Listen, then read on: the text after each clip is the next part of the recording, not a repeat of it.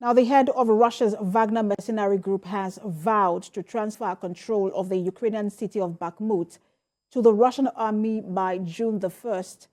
Wagner founder Yevgeny Prigozhin claimed to have captured Bakhmut on Saturday, but Kyiv says it still controls parts of the city. There is more in the following report.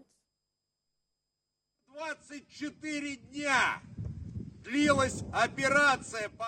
While Ukraine says its troops are still advancing on the outskirts of Bakhmut, Mr. Prigozhin of the Wagner Group says his troops will start handing over the city to the Russian army on Thursday.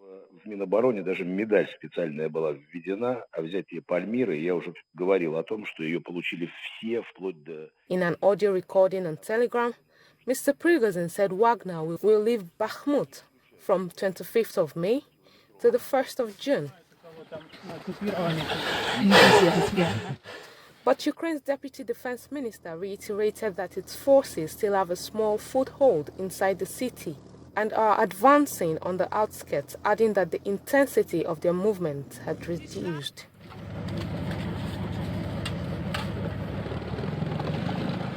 She later wrote in a post on Telegram that Ukrainian troops still controlled certain private facilities and the private sector in the Litak area of the city. Стрелкотня, РПГ, АГСами покривають. Wagner mercenaries have concentrated their efforts on the city for months, and their relentless, costly tactic of sending in waves of men seems to have gradually eroded Kyiv's resistance. Go, go, go!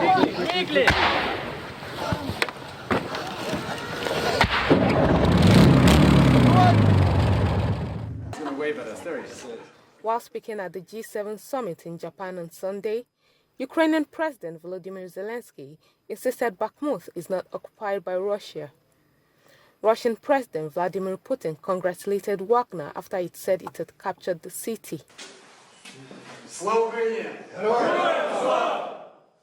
Mr. Prigozhin had staked his reputation and that of his private army on seizing the city.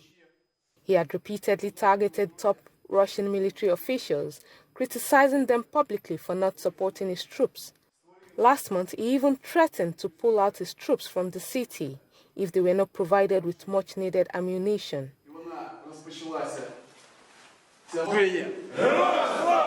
The capture of Bakhmut would bring Russia slightly closer to its goal of controlling the whole Donetsk region, one of the 4 regions in the eastern and southern Ukraine annexed by Russia last September, following referendums widely condemned outside Russia as a sham. Earlier this month, the US said it believed that more than 20,000 Russian soldiers had been killed in the battle for Bakhmut and another 80,000 injured. There were about 70,000 people living in Bakhmut before the invasion, but only a few thousand remain in the devastated city, once best known for its salt and gypsum mines and huge winery.